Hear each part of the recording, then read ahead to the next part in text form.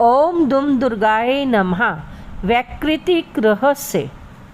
ऋषि कहते हैं, हे राजन, पहले जिन सतप्रधाना त्रिगुणमयी महालक्ष्मी के तामसी आदि भेद 3 स्वरूप बताए गए, वे ही श्रवा, चंडिका, दुर्गा, भद्रा और भगवती आदि अनेक नामों से कही जाती हैं।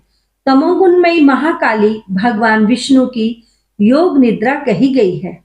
मधु और कैटब का नाश करने के लिए ब्रह्मा जी ने जिनकी स्तुति की थी, उन्हीं का नाम महाकाली है। उनके 10 मुख, 10 भुजाएं और 10 पैर हैं।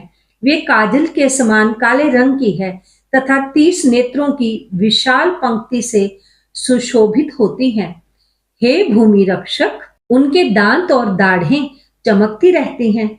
यद्यपि उनका रूप भयंकर है, तथापि वे रूप, सौभाग्य, कांति एवं महती संपदा की अधिष्ठान प्राप्ति स्थान है। वे अपने हाथों में खड्ग, बाण, गदा, शूल, चक्र, शंख, भुशुंडी, परिध, धनुष तथा जिससे रक्त चूता रहता है ऐसा कटा हुआ मस्तक धारण करती हैं। ये महाकाली भगवान विष्णु की दुस्तर माया है। आराधना करने पर ये चराचर जगत को अपने उपासक के अधीन कर देती है। संपूर्ण देवताओं के अंगों से जिनका प्रादुर्भाव हुआ था, वे अपरिमित कांति से युक्त साक्षात महालक्ष्मी हैं। उन्हें ही त्रिगुणमयी प्रकृति कहते हैं तथा वे ही महिषासुर का मर्दन करने वाली है। उसका मुख गोरा, भुजाएं श्याम, सतन मंडल अत्यंत सफेद, कटी भाग और चरण लाल तथा जंघा और पिंडली नीले रंग की है। अजय होने के कारण उनको अपने शौर्य का गर्व है। कटी के आगे का भाग बहुरंगे वस्त्र से आच्छादित होने के कारण अत्यंत सुंदर एवं विचित्र दिखाई देता है। उनकी माला, वस्त्र, आभूषण तथा अंगराग सभी विचित्र हैं। वे कांति, रूप और सौभाग्य से शोभित हैं। यद्यपि उनकी भुजाएं असंख्य हैं, तथापि उन्हें 18 भुजाओं से युक्त मानकर उनकी पूजा करनी चाहिए। अब उनके दाहिनी ओर के नीचे के हाथों से लेकर बाईं ओर के नीचे के हाथों तक में क्रमशः जो अस्त्र हैं, उनका वर्णन किया जाता है। अक्षयमाला, कमल, वान, खड्ग, वज्र, गदा, चक्र, त्रिशूल, फरसा, शंख, घंटा, पाश, शक्ति, दंड, ढाल, धनुष, पानपात्र और कमंडल, इन आयुधों से उनकी भुजाएं विभूषित हैं। वे कमल के आसन पर विराजमान हैं, सर्वदेवमयी हैं तथा सबकी ईश्वरी हैं। राजन, जो इन महालक्ष्मी देवी का पूजन करता है, वह सब लोकों तथा देवलोकों का भी स्वामी होता है।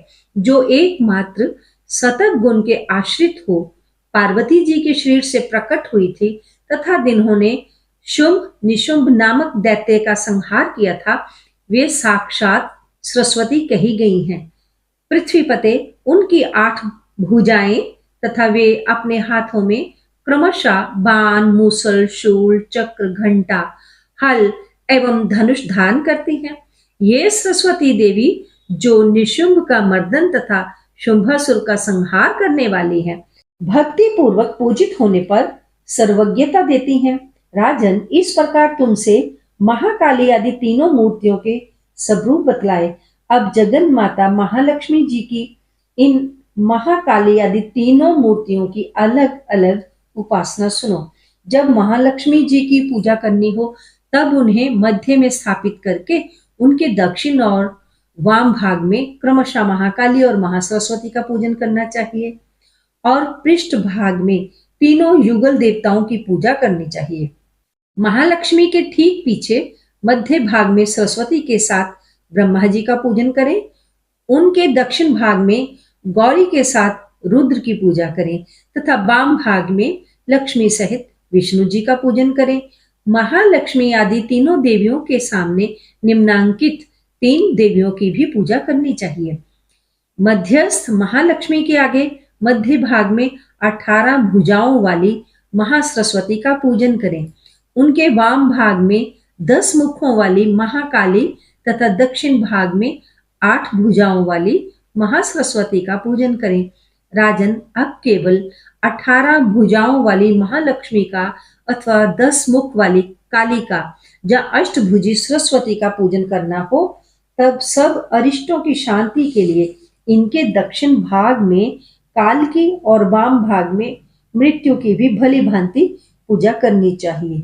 जब शुंभ असुर का संहार करने वाली अष्टभुजा देवी की पूजा करनी हो, तब उनके साथ 9 शक्तियों का और दक्षिण भाग में रुद्र एवं वाम भाग में गणेश जी का भी पूजन करना चाहिए। ब्राह्मी, माहेश्वरी, कुमारी, वैष्णवी, वाराही, नारसिंही, ऐन्द्री, शिवदूती तथा चामुंडा, ये 9 शक्तियां हैं।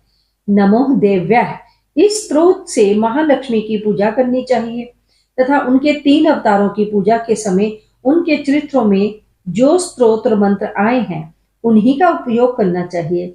18 भुजाओं वाली महिषासुर मर्दनी महालक्ष्मी ही विशेष रूप से पूजनीय हैं, क्योंकि वे ही महालक्ष्मी, महाकाली तथा महासरस्वती कहलाती हैं। वे ही पुण्य पापों की अधीश्वरी तथा संपूर्ण लोकों की स्वामिनी है। जिसने महिषासुर का अंत करने वाली महालक्ष्मी की भक्ति पूर्वक आराधना की है, वही संसार का स्वामी है। अतः जगत को धारण करने वाली भक्त वत्सला भगवती चंडिका की अवश्य पूजा करनी चाहिए। अर्घ्य आदि से, आभूषण से, गंध, पुष्प, अक्षत, धूप, दीप तथा नाना प्रकार के भक्ष्य पदार्थों से युक्त नैवेद्यों से, रक्त सिंचित बलि से, मांस से तथा मदिरा से भी देवी का पूजन होता है। मांस मदिरा द्वारा पूजन का विधान इनका सेवन करने वालों के लिए है, बाकी लोगों के लिए बिल्कुल भी नहीं। राजन, बलि और मांस आदि से की जाने वाली पूजा ब्राह्मणों को छोड़कर बताई गई है। ध्यान रहे इस बात का। उनके लिए मांस और मदिरा से कहीं भी पूजा का विधान नहीं है। प्रणाम, आचमन के योग्य जल, सुगंधित चंदन, कपूर तथा तांबूल आदि सामग्रियों को भक्ति भाव से निवेदन करके देवी की पूजा करनी चाहिए। देवी के सामने वाम भाग में कटे मस्तक वाले महादैत्य महिषासुर का पूजन करना चाहिए, जिसने भगवती के साथ सायुज्य प्राप्त कर लिया है। इसी प्रकार देवी के सामने दक्षिण भाग में उनके वाहन सिंह का पूजन करना चाहिए, जो संपूर्ण धर्म का प्रतीक एवं षड्विध ऐश्वर्य से युक्त है। उसी ने इस चराचर जगत को धारण कर रखा है। तदनंतर बुद्धिमान पुरुष एकाग्रचित हो देवी की स्तुति करे, फिर हाथ जोड़कर तीनों पूर्वोक्त चरित्रों द्वारा भगवती की स्तुति करे। यदि कोई एक चरित्र से स्तुति करना चाहे तो केवल मध्यम चरित्र का पाठ कर ले, किंतु और उत्तम चरित्रों में से एक का पाठ ना करे। आधे चरित्र का भी पाठ करना मना है। जो आधे चरित्र का पाठ करता है उसका पाठ सफल नहीं होता। पाठ समाप्ति के बाद साधक प्रदक्षिणा और नमस्कार करे तथा आलस्य छोड़कर जगदम्बा के उद्देश्य से मस्तक पर हाथ जोड़े और उनसे बारंबार त्रुटियों या अपराधों के लिए क्षमा प्रार्थना करे। सप्तशती का प्रत्येक श्लोक मंत्र का रूप है। उससे तिल और घृत मिली हुई खीर की आहुति दे, अथवा सप्तशती में जो स्त्रोत आए हैं उन्हीं के मंत्रों से चंडिका के लिए पवित्र हविष्य का हवन करे। होम के बाद एकाग्रचित हो महालक्ष्मी देवी के नाम मंत्रों का उच्चारण करते हुए पुनः उनकी पूजा करे। तत्पश्चात मन और इंद्रियों को वश में रखते हुए हाथ जोड़ विनीत भाव से देवी को प्रणाम करे और अंतःकरण में स्थापित करके उन सर्वेश्वरी चंडिका देवी का देर तक स्मरण करे। स्मरण करते करते उन्हीं में तन्मय हो जाए। इस प्रकार जो मनुष्य प्रतिदिन भक्ति पूर्वक जगदम्बा का पूजन करता है, वह मनोवांछित भोगों को भोग कर अंत में देवी का सायुज्य अर्थात साथ प्राप्त करता है। जो भक्त वत्सला चंडी का प्रतिदिन पूजन नहीं करता, भगवती परमेश्वरी उसके पुण्यों को जलाकर भस्म कर देती है। इसलिए राजन, तुम सर्वलोक महेश्वरी चंडिका का विधि से पूजन करो, उससे तुम्हें सुख मिलेगा। इस तरह वैकृतिक रहस्य संपूर्ण हुआ। ओम दुम दुर्गाय नमः। ओम नमः शिवाय।